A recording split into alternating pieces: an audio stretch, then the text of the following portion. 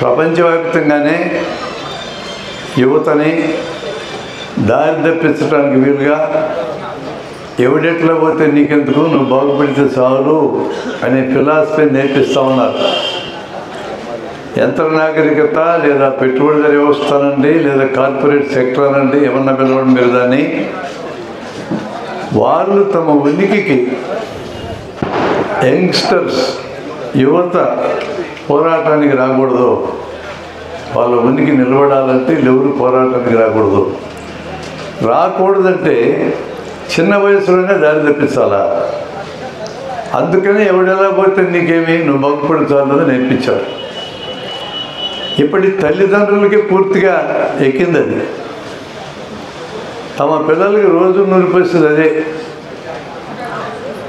తల్లిదండ్రులు పిల్లల్ని తీర్చిదిద్దడంలో మొట్టమొదటి అంచె అది. ఆ అంచె ఫెయిల్ అయిపోయింది. కానీ రెండవ అంచె స్థాయి విద్యాలయం కూడా చాలా వరకు దారి తప్పుందనే తెలుసు మనకి. కానీ ఇంకా అవకాశం ఉన్నది అక్కడే, ఇంకా మిగతా చోట్ల లేదు. ఇంకా వినడానికి అక్కడ ఉన్నారు. వాళ్ళు వినడం లేదు, మా మాట వినడం లేదు, పెద్దలను లెక్క చేయటం లేదు, దారి తప్పు ఉన్నారు, అన్ని డైలాగులు వింటున్నాం. వాళ్ళు వినడం లేదు అంటే దానికి కారణం వాళ్ళు మాత్రం కాదు. వాళ్ళు వినేటట్టు చేసుకోవడం మనకు చేతకాడల్లా. అది అసలు విషయం. అది మీరు అంగీకరించకపోయినా నాకు తెలిసింది అదే. అన్ని చోట్ల విద్యార్థులు బేసిక్గా వినడానికి సిద్ధంగా ఉన్నారు, కానీ వాళ్ళకి చెప్పేటట్టు చెప్పాలి. మెడికల్ కాలేజీల్లో నేను చూస్తున్నా చాలా చోట్ల విద్యార్థులు మందులు తినడం కూడా అలవాటైంది, మత్తు మందులు కూడా. ఒకసారి నేను మమతా మెడికల్ కాలేజీ ఖమ్మం వెళ్ళా. అక్కడ ఉన్న ప్రొఫెసర్లు చాలామంది నా క్లాస్మేట్లు, నా జూనియర్లు, ఎట్లా వచ్చావేంద్ర అని అడిగారు. ఏమో నేను ఊరూరు తిరిగేటప్పుడు మెడికల్ కాలేజీ ఉంటే అక్కడికి వచ్చి పిల్లలతో కాసేపు మాట్లాడుతూ ఉంటా. మీ ఊరు కార్యక్రమం మీద వచ్చా, మా వేదిక కార్యక్రమం మీద. మమతా మెడికల్ కాలేజ్ ఉందని తెలిసి మీ దగ్గరికి వచ్చా అన్న. పనికిమాలిన కాలేజ్ ఇది, పనికిమాలిన విద్యార్థులు ఇక్కడికి పంపించారు, నువ్వు తాటాకులు కట్టి పంపిస్తారు నీకని చెప్పారు నాకు. సర్లే అది కూడా చూద్దాంలే అన్న. ఇప్పుడు ఎక్కడైనా పంపిస్తాను లేదన్నా, ఇక్కడ ఎక్కడో చూద్దామని వచ్చా. ముందు అరేంజ్ చేయండి రా అన్న. వాళ్ళ మీటింగ్ హాల్ 400 మంది పడతారు. మొత్తాన్ని పిలిపించారు. మొత్తం యూత్, మీరు మాట్లాడుతున్న యూత్ అది. ఈ ప్రొఫెసర్ గాళ్ళంతా వచ్చారు, కూర్చున్నారు పక్కన. నన్ను ఎట్లా ఏడిపిస్తారో చూద్దామని వచ్చారు వాళ్ళు. నాకు అర్థమవుతుంది వ్యవహారం. సరే, పిల్లలు గోల్ చేస్తూ ఉంటే వాళ్ళని అదుపు చేయడం వాళ్ళకి అలివిగాలే. గుంపులో గోల్ ఎక్కువ చేస్తారు పిల్లలు. నేను మైక్ తీసుకొని 1 నిమిషం అని వచ్చా. ఈడెవడు 1 నిమిషం అంటున్నాడు, 1 నిమిషమైనా వెళ్ళిపోతాడని ఆశతో ఆగినారు కొంచెం. ఒక్క మాట చెప్తా వినండి. వీళ్ళందరూ ప్రొఫెసర్లు, నా క్లాస్మేట్లు, జూనియర్లు. ఇక్కడ మెడికల్ కాలేజ్ కర్నూలు చదివారిలో. ఇక్కడికి రాగానే మీ గురించి ఏమన్నారో తెలుసా అన్న. ఆసక్తిగా వింటున్నారు. మా కాలేజ్ అంత ఎదవలు, పనికిమాలి భూమి మీద లేదని చెప్పినారు మీ గురించి అన్న. ఓ అని అరిచారు. అది మిమ్మల్ని చూస్తుంటే కనపడలేదే అన్న. మళ్ళీ చప్పట్లు కొట్టారు. గంట సేపు వినిపించుకొని వెళ్ళిపోయినా. అక్కడ మనం నేర్పించాల్సింది, ఏ సమూహాన్ని మనం అడ్రస్ చేస్తున్నామో ఆ సమూహాన్ని కనెక్ట్ కావటం ఎట్లనేది నేర్పించాలా. విద్యార్థులకి కనెక్ట్ అయ్యేటట్టు మనం మాట్లాడితే వాళ్ళు వింటారు. ఇక్కడికి వచ్చినటువంటి వాళ్ళల్లో విజ్ఞానవాదులు ఉన్నారు, హేతువాదులు ఉన్నారు, నాస్తికవాదులు ఉన్నారు, వామపక్షవాదులు ఉన్నారు. పేర్లు చాలా పెద్ద పేర్లు చాలామందిమే. టోటల్గా దేశంలో దారి తప్పించడానికి పూనుకున్న వాళ్ళతో పోలిస్తే మంది చిన్న సంఖ్య. 100కి 94 నుంచి 96 వరకు ఈ దేశంలో ఏదో ఒక మతం ఏంటనో, ఏదో ఒక దేవుడు ఏంటనో జనం ఉన్నారు. వాళ్ళతో తగాదా పెట్టుకోవాలని కోరిక మనలో చాలామందికి భలే ఉంటుంది. ఏం ప్రయోజనం లేదు దాంతో. పెట్టుకోవడం అయితే పెట్టుకోవచ్చు, కానీ వాళ్ళని మార్చగలిగే సమస్య లేదు. కానీ వాళ్ళందరూ దుర్మార్గులైతే కాదు. అందులో చాలామందికి ప్రజలంటే ప్రేమ ఉంది. దేవుడు అంటే పోతే పోయారు, మతం అంటే పోతే పోయారు, కానీ సాధారణ జనం, మిగతా జనం అంటే ప్రేమ ఉన్న వాళ్ళే ఉన్నారు.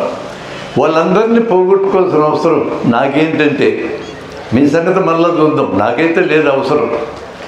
అందువలన నాకు అర్థమైనంత వరకు వాళ్ళతో తగాదా పెట్టుకోవడానికి సిద్ధంగా లేదు. ఈ దేశాన్ని మార్చాలి అని మనం అనుకుంటే ఈ 194 మంది జనాన్ని వదిలేసి ఆ మిగిలిన 5-6 నేనేం చేస్తాను? నాకు సాధ్యం కాదు. వాళ్ళతో వీళ్ళందరినీ నా వైపు తిప్పుకోవాలి. వాళ్ళందరినీ నా వైపు తిప్పుకోవాలంటే 4 అడుగులు నేను వాళ్ళతో ప్రయాణం చేసినట్టే కనపడాలి, 10 అడుగులు నా ఇంట నడిపించుకోవాలి. ఈ టెక్నిక్ అనేదాన్ని మేము నేర్పిస్తున్నాం. నేను నేర్పించడానికి నేను టార్గెట్గా తీసుకున్నటువంటి వాళ్ళు టీచర్లే. 125 మంది టీచర్లు చాలా ముదుర్లు. వాళ్ళు నమ్మినటువంటి భగవంతుడు సాక్షాత్తు దిగొచ్చిన వాళ్ళ మాటలు సాధ్యం కాదు. వాళ్ళ గురించి నేను కూడా మర్చిపోతున్నా, వాళ్ళ సంగతిని ఆలోచించటంలో. ఇంకొక 20 నుంచి మంచి వాళ్ళు ఉన్నారు. వీళ్ళలోంచి ఎత్తుక్కోవాలి మనం.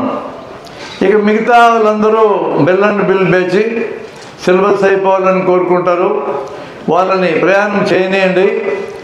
సరిగా ఉన్న, ప్రజలంటే ప్రేమ ఉన్న, పిల్లలంటే అభిమానం ఉన్న టీచర్లను కొంతమందిని మనం మార్చుకున్నా వీళ్ళు ఒక ట్రెండ్ సెట్ చేస్తారు. ఈ బిల్లులందరినీ మన వెంట రప్పిస్తారు. ఆ చివరి నుండి 25 మందిని వదిలేయండి. వాళ్ళకి ఎప్పుడూ బాకీ ఉన్నాం, జీతాలు ఇస్తూ ఉన్నాం, వదిలేయండి. వాళ్ళని ఎంతమంది మారితే సమాజాన్ని మార్చగలము అని ఒక లెక్క వేసుకున్నాం మేము. చాలామంది మారితే మార్చగలం, ఏం లేదండి. అట్లా ఇన్ఫర్మేషన్ ఎక్స్ప్లోషన్ ఉన్న యుగంలో చాలా తక్కువ పర్సంటేజ్ మారిన జనాన్ని మార్చగలం. మేము ఒక లెక్క వేసుకున్నది ఏంటంటే, నేను ఉండేది కర్నూలులో. మా కర్నూలు జనాభా 6 లక్షలు. 1% జనం అంటే 6,000. 0.1 అంటే 600. 0.01 అంటే 60. 60 మంది ఒకే పద్ధతిలో జనానికి విషయం నేర్పడానికి పూనుకున్న నా చేతిలో ఉంటే నేనే నెంబర్ 1 మా ఊళ్ళో అన్ని సంస్థల కంటే. 600 మంది నా చేతికి వస్తే కర్నూలులో ప్రతి కార్పొరేట్ నియోజకవర్గం లాంటిది ఎవడు గెలవాలో మేము నిర్ణయిస్తాం. 0.1 చాలు మనకి, 1 కూడా అక్కర్లేదు.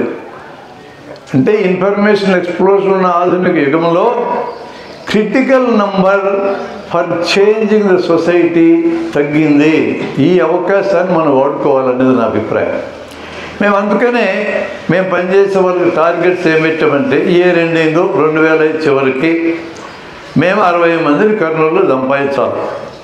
ఎక్కడికక్కడే ఆ మాత్రం టార్గెట్ పెట్టుకుంటే మనకు దొరకకుండా ఉండరు.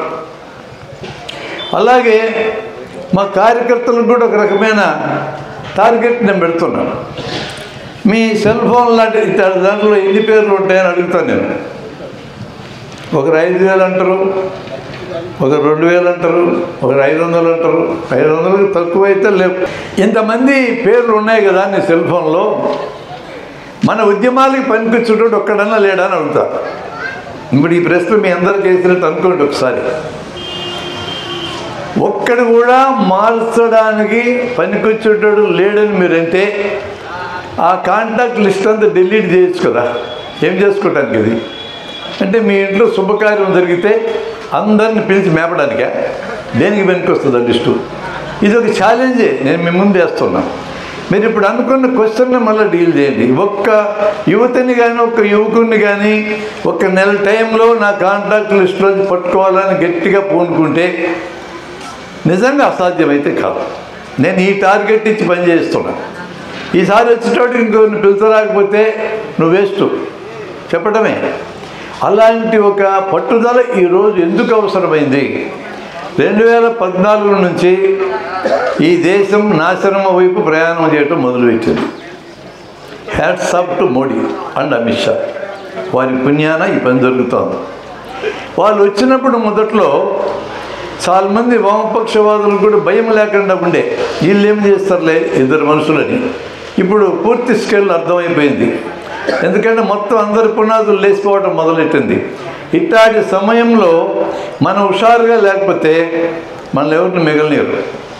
ఇక్కడ మనం ఒక 400 మంది కలవచ్చు, భావ సారూప్యం కలిగిన వాళ్ళమే. ఏడాదికి ఒకసారి కలిసి ఒక సాలిడారిటీ తెలియజేసుకుంటూ ఒకరికొకరు ఉన్నాం చాలామంది మనం అనే ఒక తృప్తి కోసము, ఒక ధైర్యం కోసం మనం గెలవడంలో తప్పులేదు. మనం అందరం కలిసి ఎంతమంది ఉన్నాం మొత్తం జనాభాలో? చాలా తక్కువ మంది ఉన్నాం. ఈ సంఖ్య చాలదు మనకి, ఈ సంఖ్య చాలదు, ఈ వయసు వాళ్ళు కూడా చాలరు. అందుకని యంగ్స్టర్స్కి ఎలా పోవాలి వాళ్ళ దగ్గరికని ఒక చర్చ మా దగ్గర జరిగినప్పుడు మేము కొన్ని ఆలోచించాం. మొదటి అంశం ఏంటంటే వాళ్ళు ఏం తెలుసుకోవడానికి ఇష్టపడుతున్నారు అది మనకు తెలియాలి. మనం ఏం చెప్పడానికి ఇష్టపడుతున్నామో ఇది లాభం లేదు. మనం ఏం చెప్పడానికి ఇష్టపడతాం? సైన్స్ గురించి చెప్తాం, లేదా హేతువాదం చెప్తాం, నాస్తికత్వం చెప్తాం. ఎవడు ఏంటండి వినడానికి రెడీగా లేదు, ఎవడికి చెప్తాం మనం? వాడు ఏం వినడానికి సిద్ధంగా ఉన్నాడు. ఈరోజు ఎవడెలా పోతే నీకెందుకు, నువ్వు బాగుపడితే చాలు అనే ఫిలాసఫీలో వచ్చి మనం పట్టుకోవాలి. విద్యార్థుల దగ్గరికి వెళ్ళి పరీక్షలు పాస్ కావడం, గ్యారెంటీకి పాస్ అయ్యే మెథడ్ నేను చెప్తానన్నాను అనుకో, మేము అదే చెప్తాం. గ్యారెంటీకి పాస్ అయ్యి నేను చెప్తారా అంట.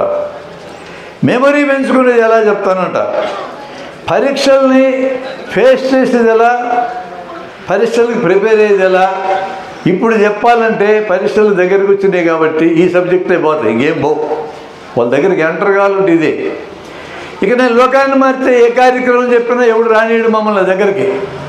ఇప్పుడు చెప్పను లోకాన్ని మార్చే కార్యక్రమం, జూలైలో మొదలు పెడతాం లోకాన్ని మార్చే కార్యక్రమం. ఇప్పుడు పరీక్షల చుట్టే మాట్లాడతాం. యూత్ డిగ్రీ పూర్తి చేస్తున్నారు, ఖాళీగా ఉన్నారు, గ్రామాల్లో తిరుగుతున్నారు.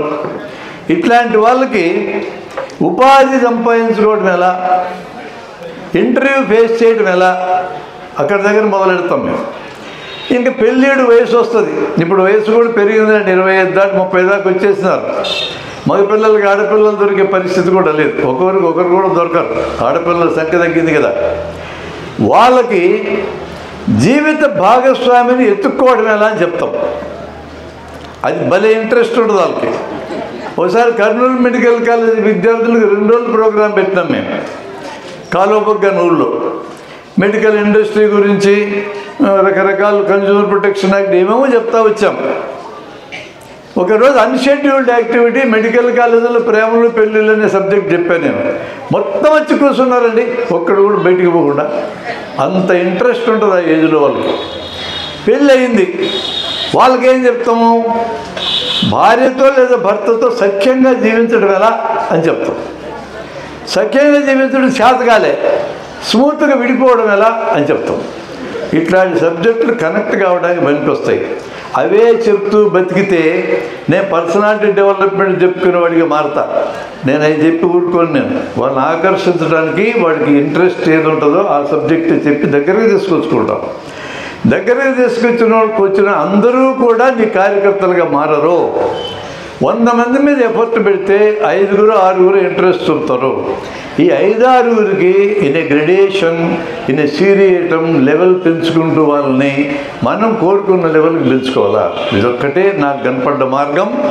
ఈ మార్గం ఆల్రెడీ టైం టెస్టెడ్ అని నాకు తెలుసు. ఈ మార్గాన్ని నేను పాటిస్తున్నా. మీరు ఆలోచించండి, మీ పనికి వస్తే పాటించండి. మరి ఈ దిక్కుమాల సబ్జెక్ట్ అన్నీ చెప్పాలంటే సబ్జెక్ట్ ఎక్కడుందని మీరు అడగచ్చు. ఇట్లాంటి వాటికి మేము సహాయపడగలం. మా దగ్గర సబ్జెక్టులు ఉన్నాయి, అన్ని సబ్జెక్టులకు కావాల్సిన మ్యాటర్ ఉంది. ఎవరు ఇష్టపడితే వాళ్ళకి నేర్పించగలం, తీసుకెళ్ళి వెళ్ళొచ్చు. ఇక 2వ పాయింట్, విద్యార్థుల్ని టార్గెట్ చేయడానికి కారణం ఏంటి? అది చాలా ఇంపార్టెంట్ కారణం నా దృష్టిలో. చిన్న సబ్జెక్ట్ లాంటిది, మీరు ఏదైనా ఎంపిక చేయండి, వాళ్ళకి ఇంట్రెస్ట్ ఉండేది. మేము ఒక స్కూల్కి వెళ్ళి 1000 మంది పిల్లలు ఉండే స్కూల్లో కూల్ డ్రింకులు తాగుతారని అడుగుతాం. మొదట 1-2 చేతులు ఎత్తారు, నెమ్మదిగా మొత్తం చేతులు ఎత్తారు. కూల్ డ్రింకులు తాగుతారు, 1000 మంది చేతులు ఎత్తారు. ఇప్పుడు మనం ఒక 2 నిమిషాలు కూల్ డ్రింకుల గురించి చెప్దాం. కూల్ డ్రింకులు 15 రూపాయలు. కోకోకోలా, పెప్సికోలా కంపెనీలు తయారు చేస్తాయి, 2 అమెరికా కంపెనీలు.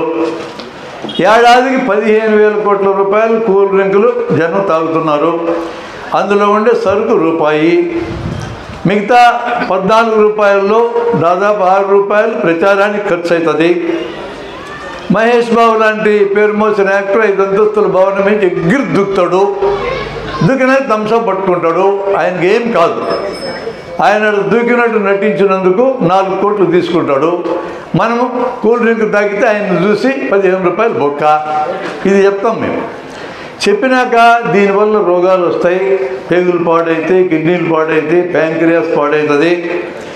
చల్లగా ఉంటుందని అనుకుంటావు, గొంతు దాటినాక చల్లదనం లేదు, వెచ్చదనం లేదు, మొత్తం 98.4. అదేంటి అని అడుగుతున్నాడు ఒకడు. బాడీ టెంపరేచర్ అది 98.4. గొంతు దాటినాక చల్లదనం లేదు, వెచ్చదనం లేదు. ఆ మాత్రం చల్లదనం కోసం 15 రూపాయలు పెట్టాలనా? దీని బదులు మేము సూటిగానే చెప్తాం, మీరు ఎవరన్నా దేశభక్తులు ఉంటే భలే కోపం వస్తుంది మాట అనగానే. అసలు ఈ కాలంలో దేశభక్తిని మాట్లాడితే చించుకుంటారు చొక్కాలు అందరూ. సినిమాల్లోకి వెళ్తే జనగణమన వినపడగానే ముసలాళ్ళను కూడా తన్ని మళ్ళీ లేపుతూ ఉంటారు కదా.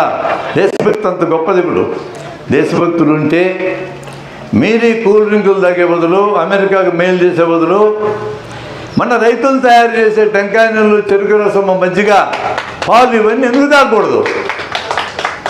కనెక్ట్ అవుతారు పిల్లలు, ఖచ్చితంగా కనెక్ట్ అవుతారు. నాకు తెలుసు. మీరు ఇప్పుడు పోయి చెప్పండి, ఏ కాలేజీకి స్కూల్కి వెళ్ళి అని చెప్పండి, కనెక్ట్ అవుతారు. మనము తాగి ఇచ్చే ఈ డబ్బులు, ఒక బాటిల్ మీద 8 రూపాయలు డైరెక్ట్గా అమెరికా పోతుంది. ఈ డబ్బును వాళ్ళు ఇంటెలిజెంట్గా ఇన్వెస్ట్ చేయాలి అంటే వాళ్ళ పరిశ్రమలు, అతిపెద్ద పరిశ్రమ ఆయుధాల పరిశ్రమ, దాంట్లోనే పెట్టాలి. వాళ్ళు ఆయుధాలు తయారు చేస్తే ఆయుధాలు అమ్ముడుపోతే ఆ దేశం బతుకుతుంది, లేక వస్తుంది. ఆయుధాలు అమ్ముడుపోవాలంటే ప్రపంచం యుద్ధాలు జరుగుతుండాలా, ఉక్రెయిన్ యుద్ధం జరగాల, ఇక్కడ ఇజ్రాయెల్ దగ్గర యుద్ధం జరగాల, ఎక్కడ పెట్టినా జరగాల, లేకపోతే అమెరికా చచ్చిపోతుంది. ఇండియాకి పాకిస్తాన్కి యుద్ధం జరుగుతూనే ఉండాలా, పాకిస్తాన్కి ఆయుధాలు అమ్మాలా. అసలే దివాళీతుంది. వాళ్ళ దగ్గరికి ఆయుధాలు కొనుక్కుంటే లేవు, మా దగ్గర పైసలు లేవు అంటారు. అలాంటప్పుడు మేము చౌకగా ఇస్తాములే అని ఇచ్చేస్తారు వాళ్ళకి. వాళ్ళకి చౌకగా ఇచ్చేసినాక ఇటు రావలపిండి దాకా వచ్చినాం కదా అని ఢిల్లీ కూడా వస్తారు వాళ్ళు. అప్పుడు మన్మోహన్ సింగ్ గారు పెద్ద మనిషి ఉన్న కాలంలో అట్లా కూడా వచ్చి మీరు ఆయుధాలు కొంటారా అని అడిగాడు. మేము కొనం అని అడిగినా, ఎందుకు కొనరు అని అడిగాడు వచ్చినాడు. గాంధీ పుట్టిన దేశం మాది, బుద్ధుడు పుట్టిన దేశం, శాంతి కాముకులం మేము ఎట్లా కొంటాం అన్నాడు ఆయన. ఇప్పుడే పాకిస్తాన్కి అమ్ముచ్చినా అన్నాడు. అయితే కొంటాలే అన్నాడు. కొన్నాళ్ళైనాక వాళ్ళు మళ్ళా వచ్చి ఇంకా అయిపోలేదు ఆయుధాలు అని అడిగాడు. అంటే అర్థం ఏంటండి? బార్డర్కి అవతలు ఉండేది మన పిల్లలే, యువతలు ఉండేది మన పిల్లలే. మన పిల్లలు అక్కడ దొంగల కోసం, ఇక్కడ దొంగల కోసం వీళ్ళు చావాలా, మీరు సావండి ఆయుధాలు వాడుకొని అని వాడు చెప్తున్నాడు. ఈ యుద్ధం వాడికి ఎల్లప్పుడు నడుస్తూ ఉండాలా. కాశ్మీర్ రావణాసుర కష్టం కాలుతానే ఉండాలా. ఎంత రాజకీయం చెప్పినాను చూడు, కూల్ డ్రింకులు అడ్డం పెట్టుకొని. రాజకీయం మాట్లాడాలి సార్, కూల్ డ్రింకులు అడ్డం పెట్టుకొని. నేను కూల్ డ్రింకులు చెప్పినట్టే కనపడుతుంటుంది వాళ్ళకి. నేను చాలా పెద్ద రాజకీయం మాట్లాడినా, యుద్ధ రాజకీయం మాట్లాడినా. మన పిల్లలు చచ్చిపోతున్నారు అనవసరంగా అని చెప్పా. అక్కడుండే సైనికులకి, ఇక్కడ ఉండే సైనికులకి ఏం పగ ఉన్నది వీళ్ళకని చెప్పా. ఏం పగలేని వాళ్ళు ఒకరు చూసుకొని ఎందుకు సావాలి, దొంగల కోసం ఎందుకు సావాలని కూడా చెప్పా. మళ్ళీ కూల్ డ్రింకులకు పట్టుకొస్తా. ఇలాంటి కూల్ డ్రింకులు మనం తాగాలనా? ఇప్పుడు చేతులు ఎత్తండి, కూల్ డ్రింకులు తాగుతారు అని అంటే ఒక్కటి చేయెత్తడు. You can see that. అంత సింపుల్ సబ్జెక్ట్లే మనం మాట్లాడాలి. ఇప్పుడు నేను కాంట్రాస్ట్ చూపిస్తా వినండి. 1000 మంది పిల్లల యొక్క తల్లిదండ్రులు 2000 మంది. ఒక్క తండ్రినో తల్లినో మీకు పట్టిస్తా. ఇలా డిపార్ట్మెంటల్ స్టోర్కి వెళ్ళి ఓ బండి నిండా కూల్ డ్రింకులు 2 లీటర్లు వేసుకొని వస్తున్నారు, 2 లీటర్ల చొప్పున. వాళ్ళు ఒక తండ్రినో తల్లినో పట్టుకొని కూల్ డ్రింకులు తీసుకుపోతుంటే ఆపి వాళ్ళని, ఇప్పుడు నేను చెప్పిన ఉపన్యాసం చెప్పడానికి ట్రై చేయండి, ఏమైందో చూద్దాం. Who are you to tell me? This is my money, నా ఇష్టం, మైండ్ యువర్ బిజినెస్ అని అనకపోతే తల్లిదండ్రులను మార్చడం సాధ్యం కాదు, వాళ్ళ పిల్లలను మార్చడం సాధ్యం. మనంగా నా పిల్లలకు కనెక్ట్ అయ్యి in a seriatim in a gradation మన విషయాలు చెప్పడం మొదలు పెడితే మరలా విద్యార్థి ఉద్యమాలు మొదలవుతాయి. వీళ్ళు 10 ఏళ్ళ తర్వాత పెద్దోళ్ళుగా మారుతారు. ఈరోజు పిల్లలు మన మాట విన్నారు, 10 ఏళ్ళ తర్వాత వాళ్ళు పెద్దలుగా మారుతారు. వాళ్ళు ఈ దేశాన్ని కాపాడుతారు.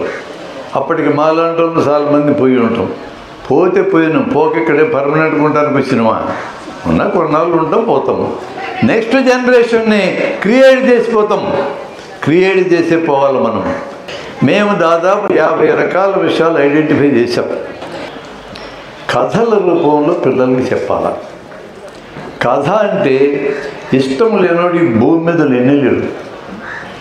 మేము పెద్దోళ్ళమైనా కూడా చందమామ కథలు చదువుకున్నాం. ఇప్పుడు చందమామ కథలు ఇస్తే చదవరా మీరు? అసలు కథ అంటే ఇష్టం లేనిది ఎవడు? మరి మూర్ఖుడైతే తప్ప ఎవడు మూర్ఖుడు అనిపించుకోవడానికి ఇష్టపడతాడు ఈ భూమి మీద? కాబట్టి కథలు మనకి ఇష్టం. కథ రూపంలో చెప్పాలి. ఏం చెప్పినా ఎంత కఠినమైన విషయమైనా సులభంగా చెప్పడం సాధ్యమవుతుంది. ఒక చింత చెట్టు కింద ఒక అమ్మాయి కూర్చొని ఉంది. పైన చింత చిగురు కోసుకొని వచ్చి కింద కుప్ప పెట్టింది. ఇంత కుప్ప. ఆ దారిన పోతున్న ఒక ఉద్యోగి అక్కడ నిలబడి ఇది ఎంత అవుతుందమ్మా అని అడిగాడు. అంటే అది ఎంతో కొంత అవుతుందని తెలుసు ఆయనకి, లేకపోతే అడగడు కదా. అట్లా 10 రూపాయలు అన్నది అమ్మాయి. 10 అని అడిగిన. అవు 10 అన్నది అమ్మాయి.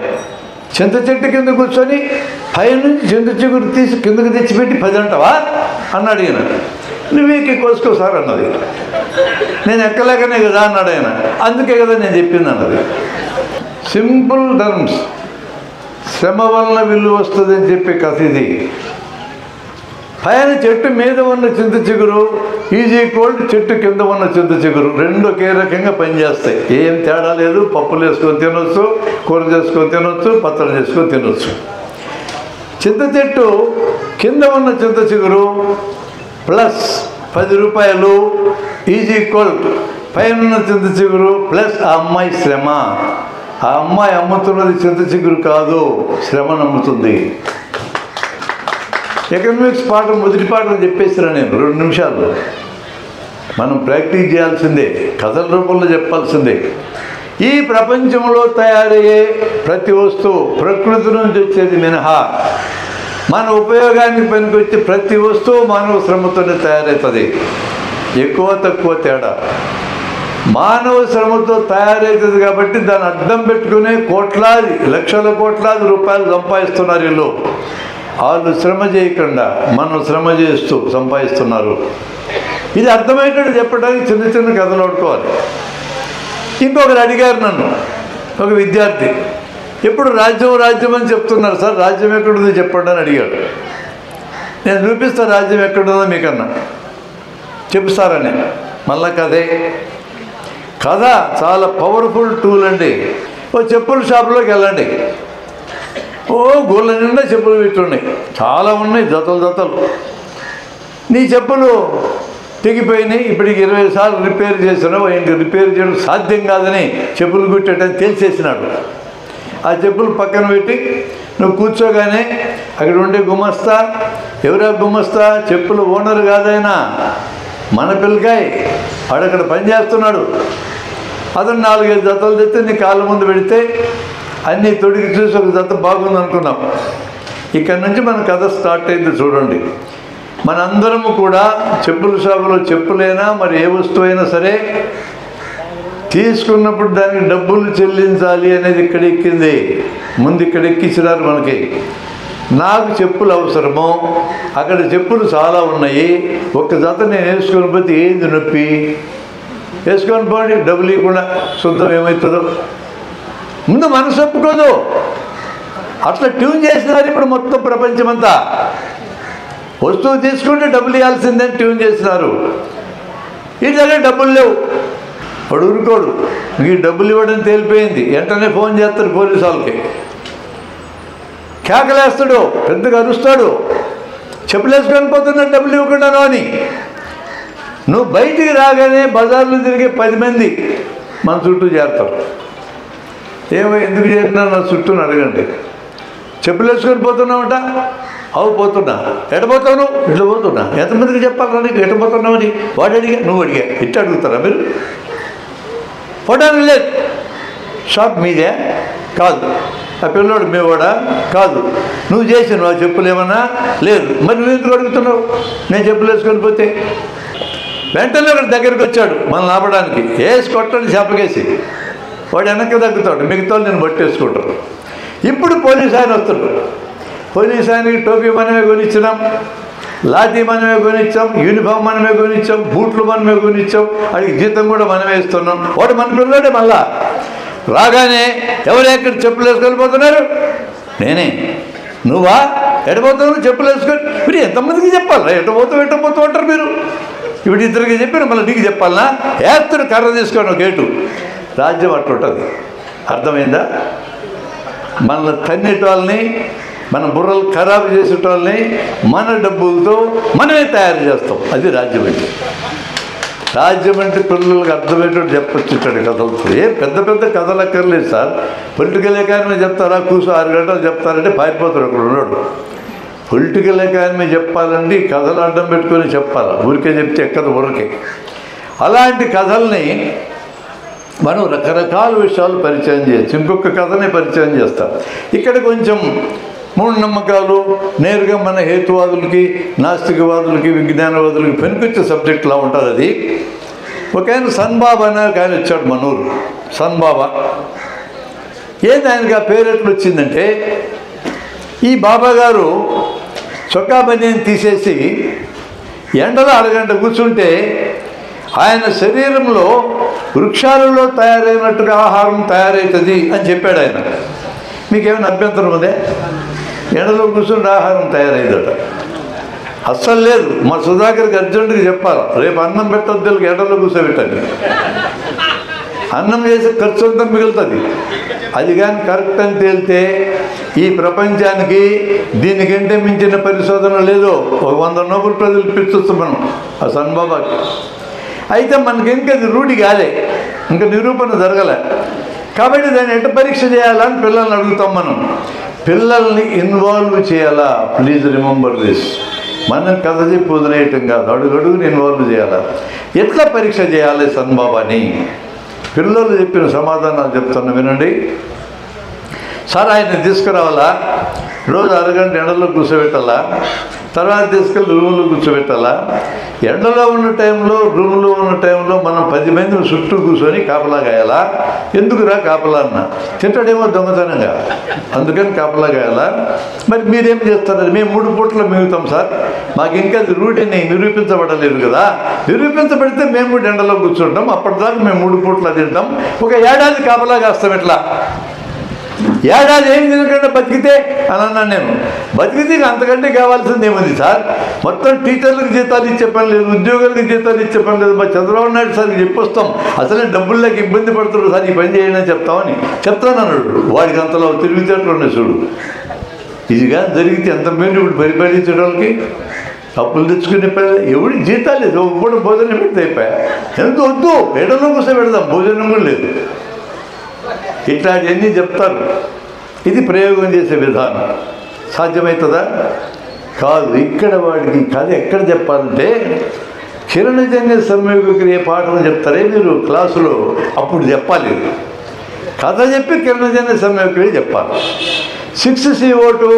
+ 6H2O = C6H12O6 + 6O2 అనే ఫార్ములా బోర్డు మీద చేసి ఈక్వేషన్కి అటు ఇటు ఈ ఎలిమెంట్ సమానంగా ఉండాలి లెక్క చూపి దవ్యనిత్య ఇందులో కిరణజన్య సంయోగ క్రియ ఫోటోసింథసిస్ జరగాలంటే ఏమేం కావాలని పిల్లలతో చెప్పించి ఎండ కావాలి సూర్యరశ్మి ఉంది నీళ్లు కావాలి తాగాడు కార్బన్ డైఆక్సైడ్ పీల్చాలి పీలుస్తున్నాడు పత్రహరితం ఏది లేదు కాబట్టి అతను ఆహారం తయారయ్యే సమస్య లేదు అని చెప్పాలా ఇప్పుడు దీనికి రిలేటెడ్గా ఇట్లాంటి ఇంకొక క్వశ్చన్ మళ్ళీ మేము పిల్లల్ని వేస్తాం మనం పండగలు వచ్చినప్పుడు మామిడాకులు పెరుక్కొచ్చి కుట్టి వాటిని తోరణాలు కడతాం కదా దీన్ని ఏం చేద్దామని అడిగాను నేను కట్టుకుంటే సార్ మనకేమి ఎవడు ఇష్టం పడితే కట్టుకుంటాలే అన్నారు పిల్లలు నేను కూడా అదే ఒప్పుకుంటున్నా వాడి ఇల్లు వాడి ఇష్టము, మామిడాకులు తెచ్చాడు కట్టుకోండి, మీకేంది నొప్పి,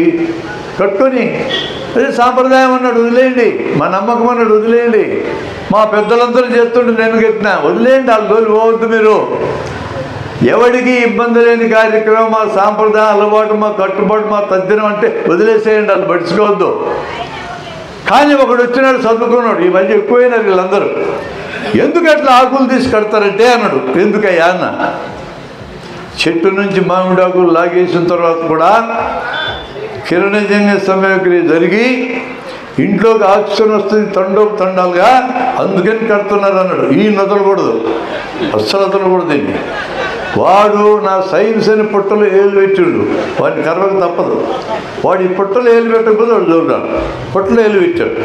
ఇప్పుడు మనం ఇందాక చెప్పిన కిరణజన్య సంయోగక్రియను ఇక్కడ ప్రయోగించండి, ఏమేముంది ఏమేమి లేదు తెలుస్తుంది. సూర్యరశ్మి ఉంది, పత్రహరితం ఉంది, గాలిలోంచి కార్బన్ డైఆక్సైడ్ ఉంది, నీళ్ళు లేవు. మరి ఆల్రెడీ ఆకులో ఉన్న నీరు కొంతసేపు పనిచేస్తుంది కదా అన్నట్టు. ఎస్, ఎంతసేపు? కొన్ని గంటలు. తర్వాత ఆక్సిజన్ తండాలు వస్తున్నావు కదా. నీళ్ళు అందుబాటులో లేకపోతే కిరణజన్య సంయోగక్రియ జరగదు. మనం ఆ సూత్రం పట్టుకొని కానీ మామిడి తోరణాలు ఎక్స్ప్లెయిన్ చేస్తే నో అఫెన్స్, మీ మీదకి ఎవడు రాడు. మీరు ఇట్లా చెప్పకుండా మనకు అలవాటైన భాష ఒకటి ఉంది, మామిడాకులు తోరణం కడతాడు, బుద్ధి లేదు, ఆకులు పెప్పి చిట్టి కడతావా? ఏం మూఢనమ్మకమా మీది? పనికిమాల మూఢనమ్మకం తిట్టండి, ఖచ్చితంగా 10 మంది రప్పించుకోవడం నీ మీదకి. అట్లా మనం ఎందుకు కొట్లాడాలా? సబ్జెక్టే చెప్పు, సబ్జెక్టులోంచి నిరికిచ్చు. అట్లా కాకుండా ఇంకా చెప్పేటోళ్ళు చూసా, ఏ ఆకుల్ని పీక్కొచ్చుకొని ఇంటికి కట్టినా కూడా కిరణజన్య సంయోగక్రియ జరిగి లోపలికి ఆక్సిజన్ వస్తుందా?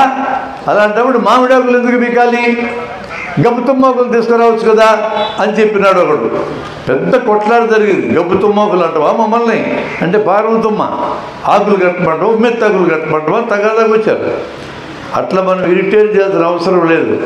వాడికి బుర్రలో లైట్ వెలిగేటట్టు చేయాలి. ఆ లైట్ వెలిగేటట్టు మనకు అందుబాటులో సూత్రంతోనే చేయొచ్చు. వాళ్ళు ఇరిటేట్ చేసిన పని మనకేమొచ్చింది? అట్లా ఇరిటేట్ అయినటువంటి వాళ్ళే కొన్ని చోట్ల టీచర్లు పట్టుకొని గొళ్ళకు పట్టుకెళ్ళి ముక్కులు నేల కానిచ్చిన సందర్భాలు చూసినాను నేను. అట్టాటి యదో సంతంత దేశంలో తయారైనాక వాళ్ళందరిని అట్రాక్ట్ చేయాల్సిన అవసరం మనకేముంది? మనం పిల్లల్ని ఇప్పటిముప్పటిగా తయారు చేసుకున్నాం అనుకో, కొత్తగా ఆలోచించేటోళ్ళని ఇల్లే చెప్పుకుంటారు జవాబాలకి. మనం పోయి చెప్పాల్సిన అవసరం ఏముంది? మనం టార్గెట్ కావాల్సిన అవసరం ఏముంది? వాళ్ళని టార్గెట్ చేయాలా మన పిల్లలని పెద్ద సమూహంతో. దానికి రీజనబుల్గానే ఎక్స్ప్లెయిన్ చేసి చెప్పాలా. అందుకని ఆల్రెడీ ఉన్న సూత్రంలోనే చెప్పడం మనకు సాధ్యమవుతుంది. అలాగే ఒక ఊరికి, కడప జిల్లాలో ఒక ఊరికి ఒక అతను వచ్చాడు. నేను పెద్ద మంత్రం నేర్చుకొని వచ్చా అన్నాడు. మనకే అభ్యంతరం ఏం లేదు మంత్రాలు నేర్చుకునే వాళ్ళతో. రిషికేశ్లో ట్రైనింగ్ అయినా నేను ఈ మంత్రంగాను ఉపయోగిస్తే బంగారం 2 రెట్లు అవుతుంది, మీ ఇంట్లో సొమ్ములన్నీ బుడిచిపెట్టండి, నేను 2 రెట్లు చేస్తానన్నాడు. ఎవ్వరికి అభ్యంతరం లేదు సార్. ఇది అసలు గవర్నమెంట్ దగ్గర ఉండే బంగారం 2-3 రెట్లు చేస్తే గవర్నమెంట్లు బతుకుతాయి కదా, ఎదవప్పులన్నీ చేయకుండా కోట్ల రూపాయలు అప్పులు చేస్తూ ఉన్నాయి. ఆ సమస్య ఉండదు. ఇక అది జరిగితే ప్రయోగం జరగకుండా జరిగిందని చెప్పలేము. దీన్ని ఎడదేల్చాలని పిల్లల ముందు పెట్టాను నేను.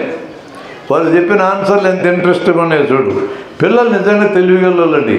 వాళ్ళకి తెలివి లేదనుకోవడం మన తెలివి తక్కువతనమే, వాళ్ళకి తెలివి ఉంది. ప్రయోగం చేస్తాం సార్ అన్నాడు ఒకడు. ఏం చేస్తావు చెప్పన్నా. మంత్రం వేసే మనిషి రెడీగా ఉన్నాడు. మా ఇంట్లో ఉంగరం ఉంది, బంగారం ఉంగరం రెడీ. గొయ్యి తీయమన్నాడు, తీస్తాం. గోతులో పెట్టమని పెడతాం. ఇక ఆయన మంత్రం ఏమను, ఎంతసేపటికి తెరవాలో తెరుస్తాం. 2 ఉంగరాలు కావాలా. ప్రయోగం అంతే కదా సార్ అన్నాడు. వాడికి చెప్పాలా ప్రయోగానికి రెడీనా అని. ప్రయోగం అంటేనే చేసే మనిషి ఉండాలా, చూసే మనిషి ఉండాలా. ఒక్కోసారి ఇద్దరు ఒకరే అయి ఉంటారు. చేసే ప్లేస్ ఉండాలా, చేసే టైం ఫిక్స్ కావాలా. ప్రయోగం అంటే ఈ 3 ఫిక్స్ కాకుండా ప్రయోగం జరగదు. చేసేవాళ్ళు టైము ప్లేస్ ఫిక్స్ కావాలి. ఇప్పుడు చేయి ప్రయోగం అంటే ఇప్పుడు చేయి, ఉన్నాడు మనిషి చేయడానికి. ఆ విధంగా నిరికిస్తే తేలిపోద్ది 2 ఉంగరాలు అయితే లేవా. ఇంత దూరం పోవాల్సిన అవసరం లేకుండానే మన సబ్జెక్టులో చెప్పే దాంట్లోంచి లింక్ ఉంది. ద్రవ్య నిత్యత్వ నియమం చెప్పినాం పిల్లలకి ఫిజిక్స్లో. ద్రవ్య నిత్యత్వ నియమం ప్రకారం ద్రవ్యము రూపం మారి ఇంకో రూపంలోకి వెళ్తే ఈ ద్రవ్యం మొత్తం అక్కడికి వెళ్ళాల్సిందే. తగ్గితే తగ్గొచ్చు, మధ్యలో జారిపోయి పెరగడానికి వీల్లేదు. ఉంగరం రెండయ్యే సమస్య లేదు, ఉంగరం తొలగిపోతే పోవాలి కానీ పెరగడానికి వీల్లేదు. ఆ నియమం కానీ అర్థమైతే మన పిల్లలకి అసలు ఈ ప్రయోగం దగ్గరికి వెళ్ళకుండానే నువ్వు అసలు ఎట్లా 2 రెట్లు చేస్తావు, అవదు నువ్వు మోసం చేయడానికి వచ్చినావు చెప్పి పట్టుకుంటారు. లాజిక్గా తెలిస్తే, తర్కం తెలిస్తే మన పిల్లలకి ఇంకో రకంగా కూడా వాదిస్తారు. ఇక్కడ ప్రయోగం ఒక మెథడ్ ఉంది, ఆల్రెడీ ప్రూవ్ అయిన ఒక సూత్రం ఇంకో మెథడ్ ఉంది, మూడో మెథడ్ లాజిక్. అవునా, నువ్వు మా ఊరు ఎందుకు వచ్చినావు బంగారం డబ్బులు చేయడానికి? నువ్వే ఒక ఉంగరం పాతిపెట్టి మీ ఇంట్లో మంత్రం వేసుకో, రేపుడికి 2 చేసుకోవచ్చు కదా, ఎల్లుండికి 4, 8, 16, 32 ఒక ఏడాది చేసుకో, ఈ 30-40 బండ్లు అవుతాయి కదా అని లాజిక్లు కూడా నిరూపించవచ్చు. 3 రకాలుగా ఈ ప్రాబ్లంను మనం ఎదుర్కోవడానికి వీలుంది. పిల్లలకి ఈ రకమైన lateral thinking or critical thinking మనం నేర్పిస్తే ఈరోజు జరిగే అన్ని అవకతవకలు వాళ్ళు ప్రశ్నిస్తారు. ఒక మంత్రి గారు, కేంద్ర మంత్రి గారు డార్విన్ సిద్ధాంతం తప్పు అన్నాడు. అనే హక్కు ఆయనకి లేదా? ఉంది అన్నాడు, హక్కును అడుకొని. ఎట్లా తప్పు చెప్పు పెద్ద మనిషి అంటే, కోతుల్లోంచి మనుషులు వచ్చారని డార్విన్ చెప్పాడు. మా తాతల కాలం నుంచి కోతులు ఇట్లే ఉన్నాయి, మనుషులు కాలేదన్నాడు ఆయన. అబ్బా ఏమి చెప్పినాడబ్బా, ఎంత తెలివిగల మంత్రిని మనం ఎన్నుకొని వస్తుడు. మన తెలివిని అభినందించాలి, ఆయన కాదు ముందు. ఈయన ఒక్కడే తెలివిగలడు కదా, ఇంకా చాలా మంది ఉన్నారు ఇక్కడ. డార్విన్ ఎప్పుడు చెప్పినాడే కోతుల్లోంచి మనుషులు వస్తారని? చెప్పలా Darwin. Origin of species book అంతా చదువు, కోతుల్లోంచి మనుషులు వచ్చాడు ఆయనే రాయాల. ఆయన చెప్పింది ఏంటంటే, ఇప్పుడున్న అన్ని రకాల కోతుల జాతులకి మనుషులకి పూర్వం ఒక కామన్ యాన్సిస్టర్ ఉన్నారు. ఆ కామన్ యాన్సిస్టర్ మాయమైపోయింది, లేదు ఇప్పుడు అది. ఆ జంతువు అనేది వెళ్ళిపోయింది, ఇవన్నీ వచ్చినాయి. ఇవి మారుతాయా? మారవా? మారుతాయి. మారుతాయి కానీ మనుషులు వస్తారో ఎవరికి తెలియదు. వస్తాయా రావా? ఎప్పటికైనా వస్తాయా లేవా? ఈ మనిషి ఎన్నాళ్ళు బతుకుతున్నా అడిగాం, ఎన్నాళ్ళు బతుకుతున్నా ఎవరికి తెలియదు. ఇప్పుడు మనం వచ్చి 3 లక్షల ఏళ్ళు అయింది, అంతవరకు చెప్పగలం. ఇంకెన్ని ఏళ్ళు బతుకుతారనేది భవిష్యత్తు తేల్చాలి.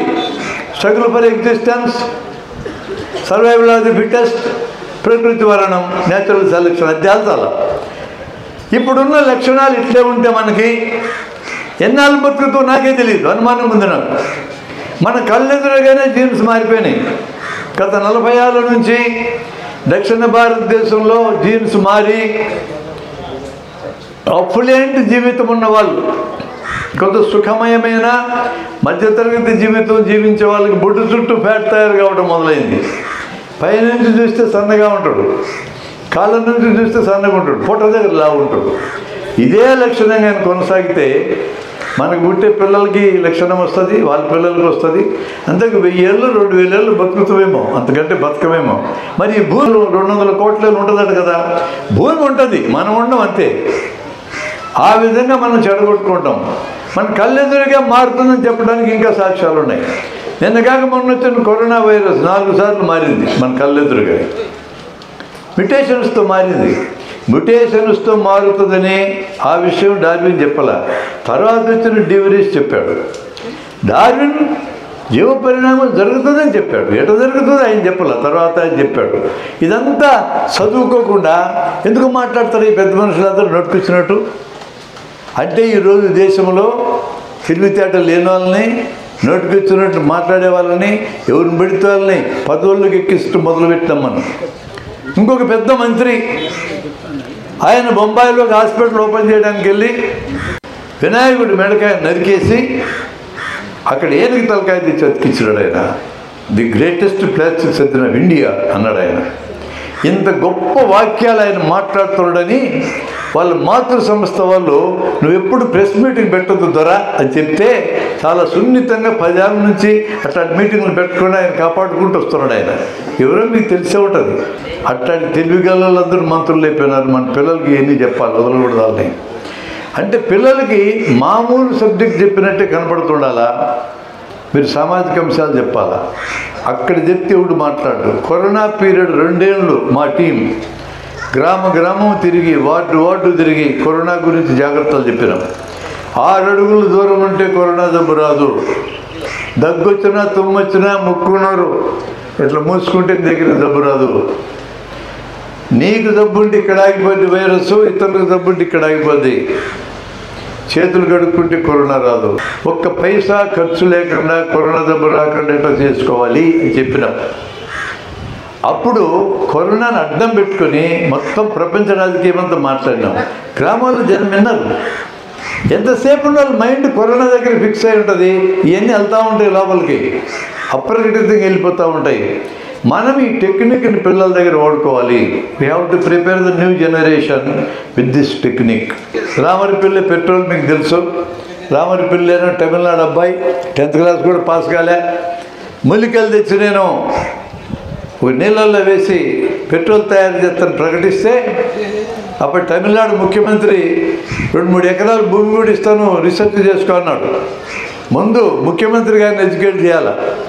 మేము కర్నూలు నుంచి మేము ఛాలెంజ్ చేస్తాం, అయ్యా రామరిపల్లి గారు మా ఊరు రండి, తపేల మేమే ఇస్తాం, నీళ్ళు కూడా మేమే పోస్తాం, గ్లాసు రోడ్ తిప్పడానికి కూడా మేమే ఇస్తాం, నువ్వు మూలిక తెచ్చుకో, మా ఎదురుగా లీటర్ నీళ్ళని లీటర్ పెట్రోల్ చేసి మాకు చూపిస్తామన్నా. అది ఒక మ్యాజిక్ ప్రక్రియ. పోయింది కొన్నాళ్ళకి. అది నువ్వు రామరిపల్లి పెట్రోల్ చెప్పేటప్పుడు కూడా ద్రవ్యనిత్యత్వ సిద్ధాంతమే ఉంది. ఆ సిద్ధాంతం చెప్పబోయే ముందు చెప్పాలి, ఇట్లాంటి కథ చెప్పాలి. అంటే మూలిక 200 గ్రాములు ఉంటే తయారయ్యే పెట్రోలు 900 గ్రాములు ఉంటే దీంట్లో ఉండే కర్బనము దాంట్లో ఉండే కర్బనము ఈక్వల్ కావాలా, కనీసం తగ్గాలి. ఎట్లా పెరుగుతుంది? పెరగడానికి వీలు కాదు. అది ద్రవ్యనిత్యత్వ సిద్ధాంతం అంటే. అలా మనకి పాఠాలు చెప్పే సిద్ధాంతాలను అడ్డం పెట్టుకొని అనేక మూఢనమ్మకాలు, అనేక మోసాలు మనం బయట పెట్టడం సాధ్యమవుతుంది. ఇట్టనే కదా సాయిబాబా గారి కథ కూడా అంటాను నేను. ఏం చెప్పు సార్ అంటారు పిల్లలు, వాళ్ళు అడిగించుకోవాలి చెప్పు సార్ అని. సాయిబాబా గారు చాలా గొప్పవారు.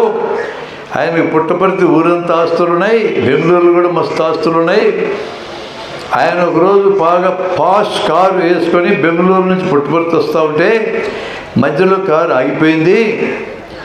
ఆగిపోతే డ్రైవర్కి భయం పట్టుకుంది, ముందు ఎందుకు పెట్రోల్ పోసుకోలేదని తిట్టడేమోనని. కానీ స్వామివారు చిద్విలాసంగా వెనక సీట్లు కూర్చొని నవ్వుతూ ఉన్నాడు. వీడు విత్తరపోయినాడు ఏమైందని. ఏమిరా బండి ఆగిపోయింది అన్నాడు. తెలుసు, ఆడికి తెలుసు, ఎందుకు తెలుసు ఆగిపోయింది స్వామి అన్న.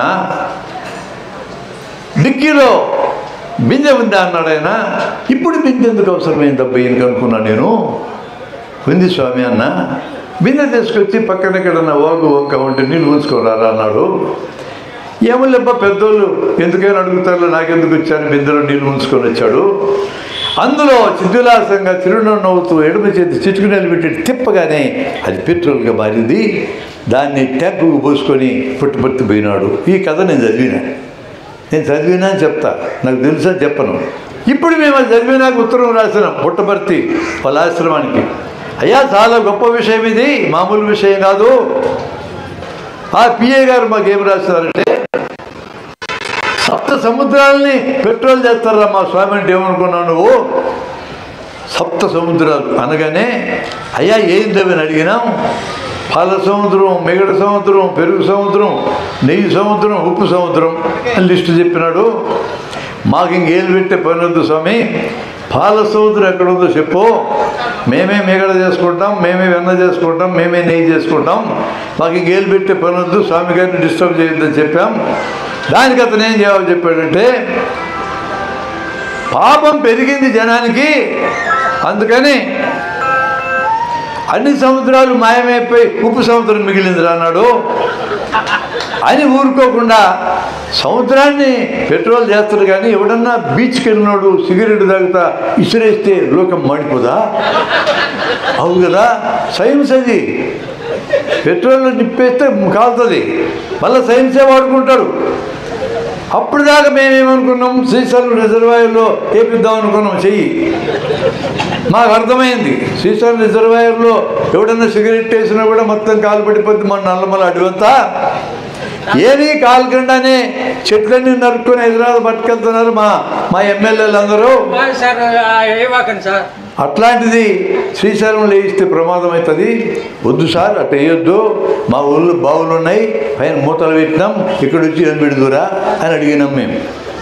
రాలే. ఏం చేయమంటావు?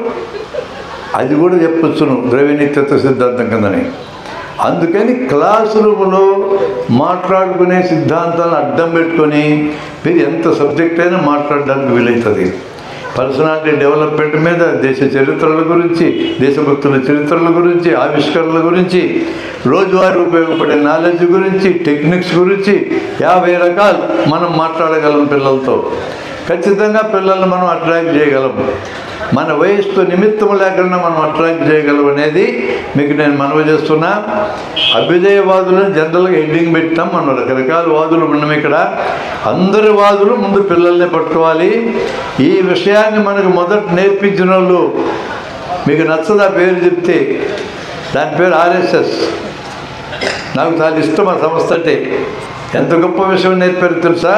సరస్వతి శిశు మందిరాలు పెట్టి చిన్న వయసులోనే పిల్లల్ని తమకు అనుకూలంగా తయారు చేయడం మొదలుపెట్టారు.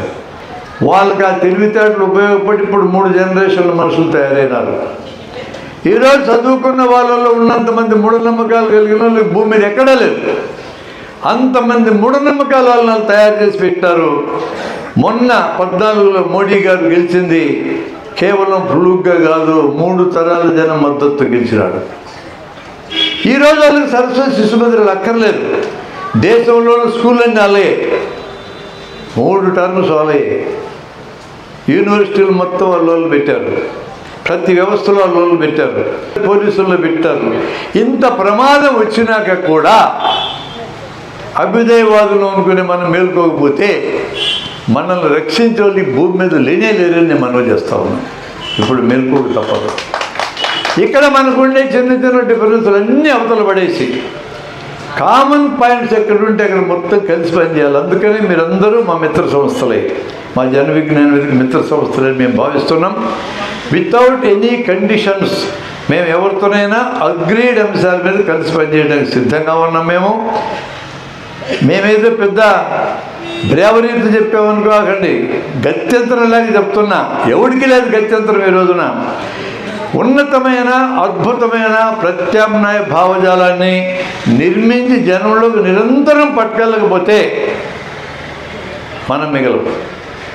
కేవలం రాజకీయంగా ఒక అవకాశం వచ్చి ప్రభుత్వం ఒకవేళ మనోళ్ళ చేతికి వచ్చినా భావజాల నిర్మాణం చిన్న వయసు నుంచి జనంలో తయారు చేయకపోతే అది మిగుల్చుకోలేము మనము. అంబేద్కరే చెప్పినాడు ఆ కాలంలో, మీకు రాజకీయంగా రిజర్వేషన్లు ఇప్పిస్తున్నా నేను, దీన్ని ఆధారం చేసుకొని సాంఘికంగా ఆర్థికంగా అభివృద్ధి కావడానికి మీరు కృషి చేయకపోతే ఇది కూడా మీకు మిగలదు అన్నాడు. సరిగ్గా అదే జరుగుతుంది ఈరోజు. 75 ఏళ్ళు అయిపోయిన తర్వాత మనం ఖచ్చితంగా హుషారు పడాల్సిందే, మనం ముందుకు వెళ్ళాల్సిందే. దానికి తగినటువంటి సబ్జెక్ట్ అన్ని మన దగ్గరికి తెచ్చుకోవాల్సిన అవసరం ఉందన్న అభిప్రాయం. ఒక పేరు పొందిన బాబా మంది మేధావులు కూర్చున్న మీటింగ్ అది. 2 వాక్యాలు చెప్పాడు ఆయన. ఈ క్షణంలో మీరందరూ జీవించి ఉన్నారు అన్నాడు. చప్పట్లు పెట్టారు. అందరూ జీవించి ఉన్నారు కాబట్టి చప్పట్లు పెట్టారు. వెంటనే ఈ క్షణంలోనే మీరందరూ మరణించి ఉన్నారు అన్నాడు. మళ్ళా చప్పట్లు కొట్టారు. అర్థం కాల మన మేధావులు ఎక్కడున్నారు? నువ్వు జీవించని ఉండాలా, మరణించని ఉండాలి. 2 కావడానికి ఎట్ట కుదురుతుంది? క్షణాన్ని ఫిక్స్ చేస్తే either you should live or you should die, అంతే. నీ శరీరంలో కణాలు పుడుతున్నాయి, కణాలు మరణిస్తున్నాయి కదా ఆయన మాట్లాడింది. అది మాట్లాడితే నాకు అభ్యంతరం లేదు. ఎప్పుడు కణాలు పుడుతుంటే కొన్ని కణాలు చస్తుంటాయి. ఇప్పుడు నువ్వు మొత్తంగా బతికి ఉన్నావు, మొత్తంగా చచ్చిపోయి ఉన్నావు. ఎట్ట చప్పట్లు కొట్టారు వీళ్ళు? 12,000 మంది మేధావులు, ఐటీ మేధావులు. అంటే ఇంత పెద్ద మూర్ఖుల సంతని దేశంలో తయారు చేసి పెట్టాం మనం. ఎంత కష్టమైన పని మనకు ఉంటుందో మీరు ఊహించండి. మనందరం సిద్ధపడాలా. అందుకనే నాకు తెలుసు నేనేంటో. నేను దేవుణ్ణి పూజించను. ఎందుకని అడిగాడు ఒకడు. ఉన్నాడని తెలిసినాక పూజిస్తానని చెప్పాను. ఉన్నాడని తెలిసినాక నాకు ఇంకా తెలియదు, నీకు తెలిస్తే చెప్పన్నా. నాకు తెలుసు అన్నాడు. అయితే నిరూపించన్నా. నీకు తెలిస్తే నిరూపించన్నా. అయినా నమ్ముతున్నాను. నీకు నమ్మకమే, ఇంకొకటితో నమ్మకమే. నమ్మకాలతో నాకేం పని అన్నా. అందుకని 2 స్టేట్మెంట్లు నేను ఇస్తున్నా ఎవరి దగ్గరికి వెళ్ళినా. నేను ఎవరితోనే ఈ 2 స్టేట్మెంట్ చెప్పగలను. అరే బాబు, మీ పనులు ఏమన్నా దేవుడు చేసి పెడతారా చెప్పండి అని అడుగుతాను. వెళ్తే వాడు పూజ గదిలో ఉన్నాడు, బయటికి రాలే. 7 గంటలకు వెళ్తే ఒక అరగంట అయినా గంట ఎట్టు కొట్టాడు. అంటే దేవుడికి చెప్పాడు వెళ్ళిపోతున్నా అని. ఆడి భార్య మంచినీళ్ళు ఇచ్చింది, కూర్చోన్నా వస్తాడనే. అరగంట అయినా వచ్చాడు. ఏమిరా ఇంతసేపు పూజ చేస్తున్నావు అంటే, చేయాలి కదా అన్నాడు వాడు. ఎందుకన్నా, మన పనులన్నీ దేవుడు చేసి పెడతారు కదా, పూజ చేయకపోతే ఎట్లా అన్నాడు. సర్లేక నీతో వాదించి లాభం లేదు, ఓ తెల్లగాయతం తీసుకో, ఉదయం నిద్రలేసినప్పటి నుంచి రేపు ఉదయం నిద్రలేసినాక ఏమేం పనులన్నీ చేస్తావు రాయి, వాటిల్లో నువ్వేం చేసుకుంటున్నావు దేవుడు ఏం చేస్తాడు రాయి అన్న. ఇప్పుడు చాలా సీరియస్ ఫెలోస్ ఉంటారు వాళ్ళు, అందుకే వాళ్ళకి నచ్చుతారు. సీరియస్ ఫెలోస్తోనే మనం ఎప్పుడైనా తగాదపడాల్సింది. ఉదయం పోతే కాగితం రాసి పెట్టాడు, అన్ని పనులు ఎదురుగా. నిద్రలేసింది నేనే, స్నానం చేసింది నేనే, పళ్ళు దొంగకుంది నేనే, తిన్నది నేనే, నిద్రపోయింది నేనే, అన్నీ నేనే రాసుకున్నాడు. మరి ఒక్క పని కూడా దేవుడు చేయటం లేదు కదా రా. అవును నిజమే అన్నాడు. మరి ఇంక పూజ ఎందుకు పోయి గంట సేపు అన్నా, నేను చెయ్యనులే అన్నాడు. వాడు మానేసిండు. మానేసి ఆ గంట కూడా నాలాంటి వాళ్ళ మీద దాడి చేసేటని ఆలోచించుకుంటా ఉన్నాడు. ఎంత తప్పు చేసినానో చూడబ్బా, మరి అట్లే ఊరేగనిస్తే పోయేది. అంత సీరియస్గా ఉంటారు వాళ్ళు. వాళ్ళ సీరియస్నెస్ మనకు రావాలి. మెథడ్ గురించి నేను మాట్లాడుతున్నాను, నాట్ ఫిలాసఫీ. వాళ్ళు రిగ్రెసివ్ ఫిలాసఫీని ఫాలో అవుతున్నారు, సమాజాన్ని వెనక పట్టుకెళ్ళాలనుకుంటున్నారు. దాన్ని నేను కోరడంలా. మెథడాలజీ సీరియస్గా ఉంది, దాన్ని ఎదుర్కోవాలంటే కూడా మెథడాలజీ సీరియస్ మెథడాలజీ వాడాల్సిందే. మన మెథడాలజీ వాడాలి. వాళ్ళకి ఏదైతే వాళ్ళు అంగీకరిస్తారో అక్కడి నుంచే బయలుదేరాలా, మన వైపు తిప్పుకోవాలా. అందులో ముందు పైకి వచ్చినటువంటి వాళ్ళు మనం లాక్కొచ్చుకొని మన ఫిలాసఫీ చెప్పుకోవాలా. నీ ప్రవర్తన చూసి జనం నేర్చుకుంటారు, నీ ప్రీచింగ్స్ని బట్టి జనం నేర్చుకోరు. పిల్లలందరూ చూసి నేర్చుకుంటారు, ఎవరైనా మన బిహేవియర్ చూసి నేర్చుకుంటారు. కాబట్టి మనం ఏ మంచి విషయం పిల్లలకి నేర్పాలనుకున్నా ఆ మంచి విషయాన్ని మనం పాటిస్తే చాలు. నువ్వే ప్రీచింగ్స్ చేయాల్సిన అవసరం కూడా లేదు పిల్లలతో.